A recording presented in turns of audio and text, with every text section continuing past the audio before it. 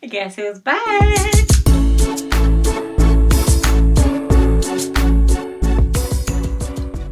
Hello everybody, welcome back to my channel. If you're new here, hello, hi, subscribe. So, I was off of YouTube for a little bit because, finals week. And I decided to focus on my grades and to focus on attempting to finish strong. But I was thinking, what would be a great comeback video? And I was thinking, I have never talked about in depth about me serving my mission for the Church of Jesus Christ of Latter-day Saints. And I decided that this would be not only a great comeback video to the channel, but also I feel like this is a topic that a lot of people shy away from, even trans people.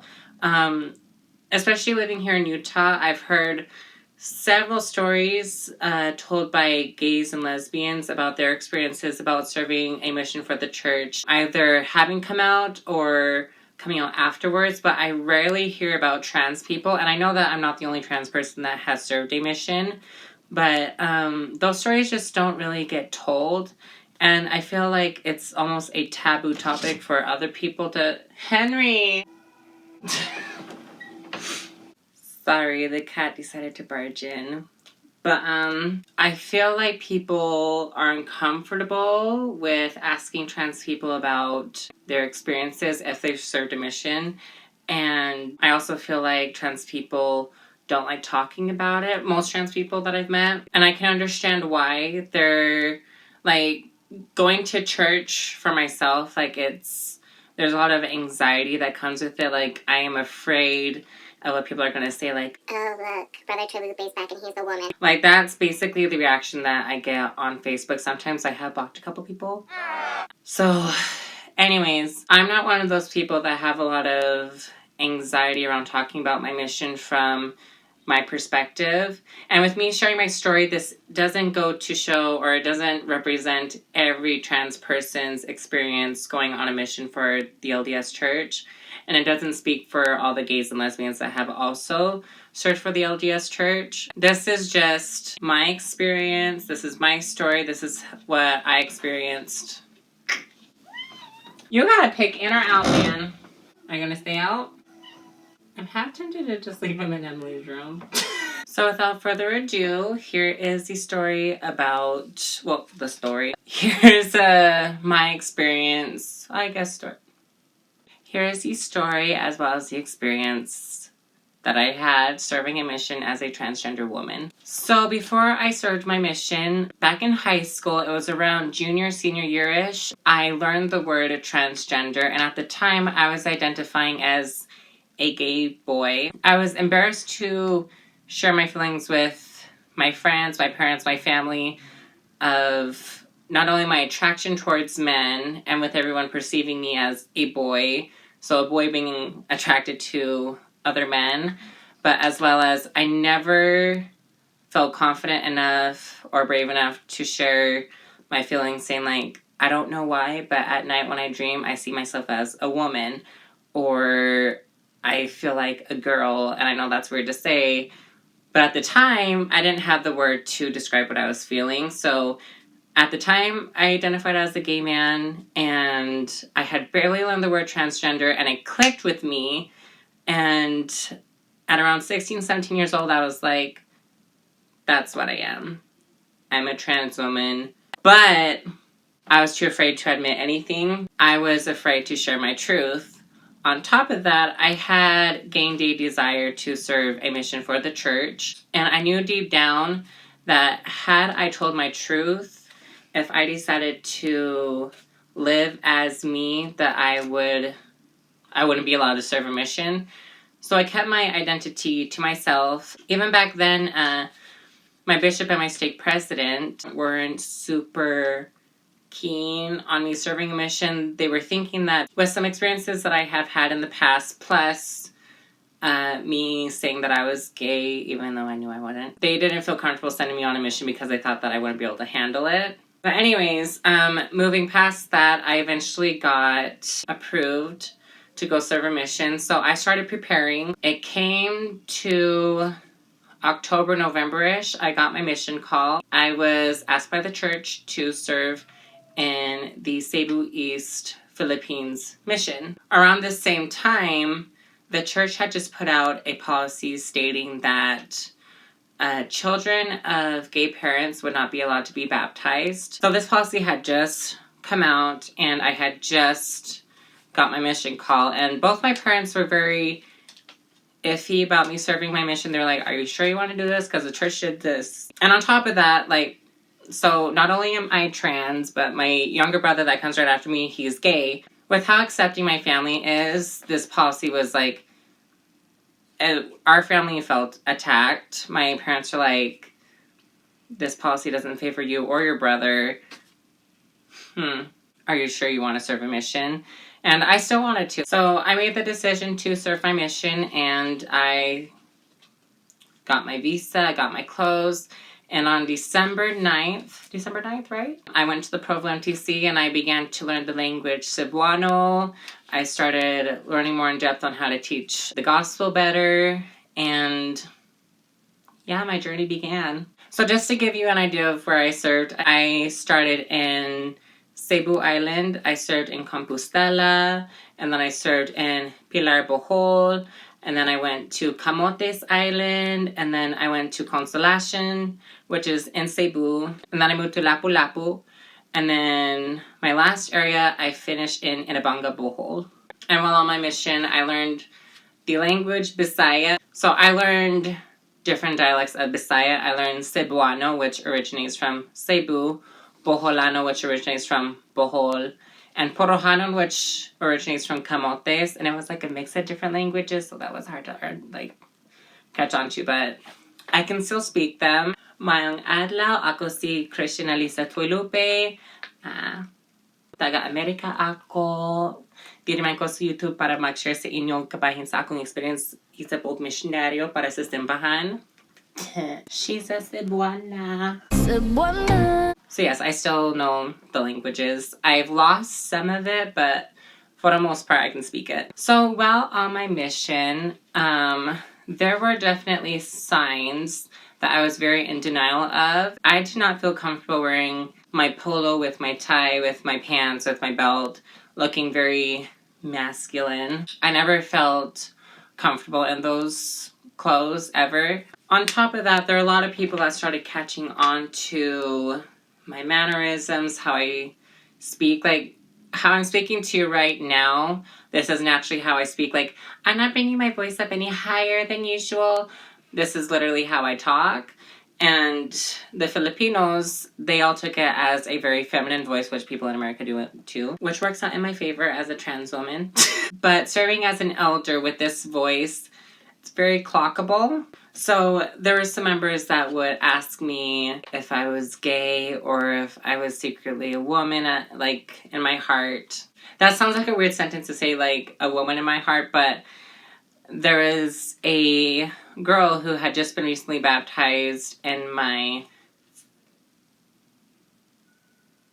Did I have 6 areas? Stella, Pilar, Camotes, Consolacion, Lapu. Okay, yeah, I had 6 areas. And my 5th area, so there's this sister that had gotten baptized. She was a young high school student, and she asked me while I was, like, in the church parking lot, she was asking me, she was like, is that naturally your voice? I was like, yeah, this is, like, how I talk. And then she asked me, and the direct translation would be, are you a woman in your heart? And, at the time, having been very in denial about who I was, I denied it, and I said no, even though that's not the truth. There were other members that would ask me if I was gay. I would say most people on my mission, be it missionaries, members, strangers on the street, a lot of them would watch me and see me, and a lot of them thought I was either gay or secretly a woman inside my heart. The latter's true. And it got to a point, well, even though, like, just doing the missionary thing preaching the gospel, going door to door, just teaching people about Christ and the gospel and everything. Instead of focusing on the message, a lot of people would just focus on me as an individual. And oftentimes, behind my back, members, other missionaries, other investigators, they would ask my companions specifically and be like, Is Elder Tulupe gay? Is Elder Tulupe a woman? Like, it's very apparent to everyone else that I was different. Having a very masculine figure, dressing masculine but not acting masculine, acting very feminine, very womanly-like, having a womanly-like voice. They would speculate a lot. And my companions never felt comfortable in these situations. It got very apparent because you have these things called companionship inventories where you would sit down, talk about what's going good in the companionship and the missionary work, talk about things that each other can improve on, talk about your goals. And without fail, most of my companions, I would say about 80% of my companions would bring up to me about the issue of people asking them those questions. Specifically asked me to not cross my legs while teaching the lessons, to not stand with I turned my camera, but when you stand with your hips popped out, they would ask me not to do that. I had a couple of companions that asked me not to sing as much in public. It's just a big part of me. Music, singing, creating music. It's just a part of me to sing.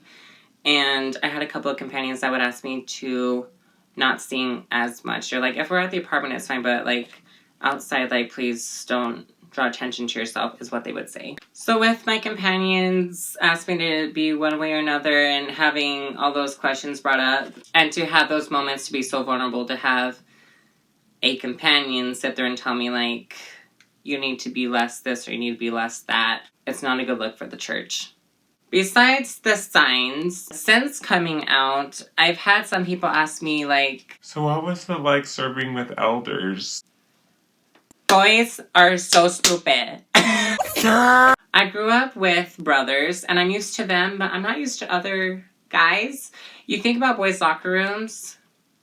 There you go. There you have it. Those are the elders. Okay, bye. No. We're done. Thank you.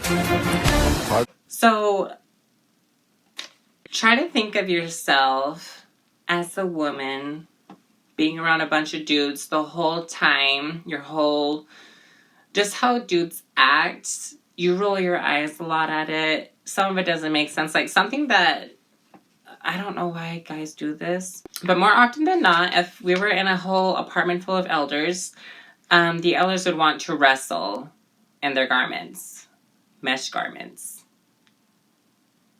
Let that sink in. So they would want to wrestle, and they're like, Elder Tolupe, come wrestle. I'd be like, ah. I would often have to remove myself from the situation because... So, on top of feeling like a woman trapped in a man's body, I'm still attracted to men. So seeing that, I was like... So I would often remove myself from the situation. Also, just how guys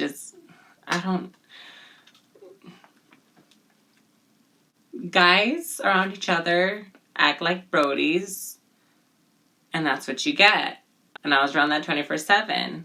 I wanted to pull my hair out. So there are often times where I would think about, when I was stuck in those situations, I'd be like, if only I was around the sisters. But yeah, it was definitely a struggle being in denial of who I was on my mission, and also being around elders 24/7 and wishing I could be with the sisters. It was a struggle. It is what it is. So, what was the aftermath like? I remember that before going home, I was very afraid to deal with reality. I had no idea what I was going to do when I would go home. In my head, I thought that I would just hide who I was when I went home, and that I would continue living as a man and just being single the rest of my life. So that was something scary and hard to digest while at the airport. Coming home to my very accepting family, and some of you who are watching who know me personally, you all know that I came out as gay publicly on Facebook and all my other social medias. And I lived as a gay boy for a little bit because my mission had forced me to be so in denial of my gender that I was not in any place ready to say I'm a trans woman. Like, I was so afraid. It was easier to say that I was gay because it was a lie. But as of this year, at the beginning of this year, 2020, in January, I finally made the move to come out as transgender on all my social medias. And I was super afraid to share it. One, because I wasn't sure how people here would react. But specifically, I spent 2 years teaching people the gospel of Christ. And I had made all these amazing connections in the Philippines. And I wasn't sure how my fellow missionaries would respond. I wasn't sure how my old investigators would respond or my recent converts would respond. I wasn't sure how members would respond. I wasn't sure how my mission presidents were going to respond. I had 2 mission presidents. I just wasn't sure how people would react. And it's hard because it's like I made all these amazing bonds in the Philippines. And I didn't want to destroy those relationships in any shape or form. I didn't want people to necessarily, like, reject God because of me being transgender. I had all these irrational fears. For the most part, what the reaction has been is accepting. It's been both accepting, confused, and also very discriminatory. I have had fellow missionaries, specifically sister missionaries, that have reached out to me and showed their support. I have had a couple of the elders reach out to me and say, like, hey, like, still love you, blah, blah, blah. But there is a big confusion, and it's mostly confusion with the Filipinos. They don't, just being real, a lot of them in the Philippines don't really understand the term transgender, especially if it's from the Visayas region. English isn't a big thing in the Visayas region. In northern Philippines, most people know English, but it's like that word transgender, it doesn't really register with them what that means. So a lot of them think that Elder Tolupe just has a lot of hair. Elder Tolupe is really good at makeup. But what they don't really understand is that, like, I'm transitioning to match my outside with my inside. So I'm transitioning to have a more womanly presence to match the womanly feelings that I have inside. They don't understand that. So a lot of them will like my posts that are about being trans, like my coming out post, my change of profile picture, I post about me going to see the doctor for hormones. Like, they'll like it and still comment, like, you're so beautiful, Elder, blah, blah, blah, blah, blah. When the reaction should be, you look so beautiful, sister. There are some who are Filipino and they get it, and they have messaged me and they have commented on my stuff and they say sister. So I appreciate you all. The others, it's literally, I feel like it's just a misunderstanding. So it's like, I don't want to be like, you're being transphobic, blah, blah, blah. It's literally like, they don't understand what's going on. And it's like that here in America too. Like, people get gay men and trans women mixed up. They get lesbians and trans men mixed up.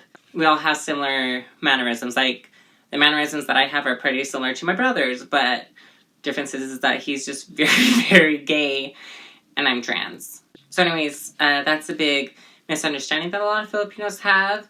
I do plan on making a full-on Visayan video where I explain myself in their native language, so that they can understand where I'm coming from and who I am.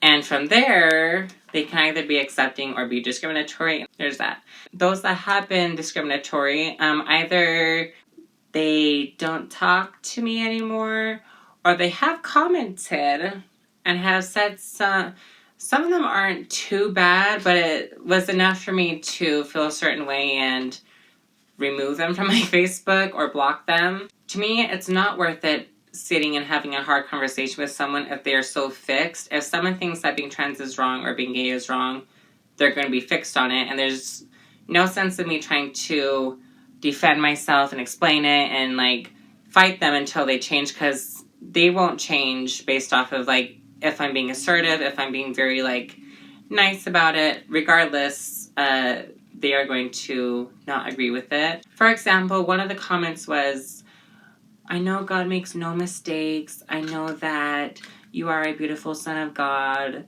and that you're just confused. She got deleted. This other one, fire was burning when I saw this comment. Her comment was literally, and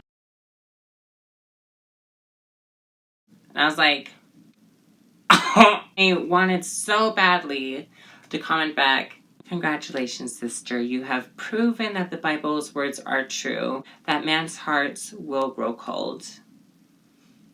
Instead of saying that, I just blocked her. So that is the reality. You will have people judge you regardless. You will have people who accept you. And you will have people that just don't get it. And don't hate on them. They just don't understand what's going on. And it's hard having those hard conversations, but it's very worth it, I will say. Besides the people that have been very discriminatory, those that have accepted me as Sister Christian Lisa Tuolupe have been very loving, and I feel like our relationships are a lot stronger. Now, a question that I have been asked before is if the church's policies and stances on transgender people were different, would you still serve a mission? If we were to rewind back before I started my mission, and if I had learned the word transgender at a younger age, and if I had started transitioning earlier, or even now, like if I had the desire to serve now, having started my transition, if the church was more accepting and understanding of trans people and would allow transgender men, transgender women, non-binary folk, if the church would allow us to serve missions, my answer is yes. There are just things that I experienced on my mission that you can't get anywhere else. Like the love that you feel for other people as they grow to love God and they can feel that love. It's magical. And as well as the different relationships that I had made, like there are many amazing Filipino people and people from all over the world that I met that I would have never had met had I had not served my mission. And if the church were more accepting, I'm very positive that I would have had a very different experience. But it is what it is. If I could serve my mission as me, an open trans woman, as a sister, I wouldn't pass it up. I'd do it. Now, I have mentioned that the church has policies on trans people, where I'm already talking about the whole issue. I'll just explain it right now. As of recent, the church has put out a new handbook, and within the handbook, it talks about how the church should handle transgender members, and it's very whiskey-wompy. I am allowed to change my name and my pronouns and stuff on my membership record, but I'm not allowed to transition. Hormones, surgeries, legal changing of name, wearing women's clothes. So I'm able to change my name in the church, but I'm not allowed to do all of that. And for those who have transitioned, they're still able to participate in church, but there's still some restrictions that they have to face. It's very weird. Like, other people who are not trans would probably be like, oh, yeah, it kind of makes sense, like, why they would treat it. Like, if you haven't transitioned yet, then just don't transition. If you have transitioned yet, there's nothing that they can do about it. But with having both of us groups, we're all trans people. Some of us are in the middle of a transition or haven't transitioned yet or have already transitioned. We're all the same. So it's like, if we are the same, if we're all trans, why treat us differently? With that being said, however, am I still active in the church? No. I faced enough discrimination, both from people in the Philippines and more so people here in Utah, where walking into a church building is very intimidating for me, be it a seminary building, an institute building, Temple Square. It gets very nerve-wracking for me. And I know for a fact that if I showed up as me and I had a dress on, that I would still be forced to go to elders quorum, and I would still be addressed as a brother and not as a sister. So although I do believe in God and I still am close with my higher power, I'm not going to put myself through that. If the culture and the situation was different, yeah, I'd go back to church, but with how everything is, going to church is a joke. Regardless of that, I am very grateful for those that I have in my life that are very supportive and loving, namely my parents, my brothers, my extended family who have accepted me as cousin, as a girl cousin, as their niece specifically for my aunts and uncles. I'm also very grateful for my former returned missionary friends and those that are still serving, and for other members that are out in the Philippines. I'm very grateful for their support, and for those that call me sis, sister Christian, sister Tolupe. I'm very grateful for that. I feel like this is a very long video, but there's no way to summarize 2 years in 15 minutes. So. But I hope that this serves as a great look into what it's like being a member of a religious community and also being queer, specifically transgender. I hope if you are not trans that you understand better what the experience is like. And if you are trans, I just want to let you know that you are not alone. If you aren't open and you want to serve a mission, I'm all for it. I did it. I will say, though, if you do go without having had shared your truth, which is kind of the only way that the church or most churches will let you serve, do it. It'll just be a struggle. You are going to face a lot of hardships. It's not easy trying to play up a persona for so long. If you have the desire to, do it. Just know it's going to be very hard, and be prepared for that. Whew. This is a long one, huh? I will say I'm happy to have shared this with all of you, and I hope you liked the video. If you liked it, give it a good thumbs up. If you have any further questions about anything else that has to do with being a member of the church and being trans, or if you have your own experiences and you would like me to share a little bit about it, or if you would just want to share it, sound off below. And don't forget to subscribe. That way so that you are updated on more content. Because school is officially out, you will be seeing a lot more of me. I will be returning, giving you trans updates, giving makeup tutorials.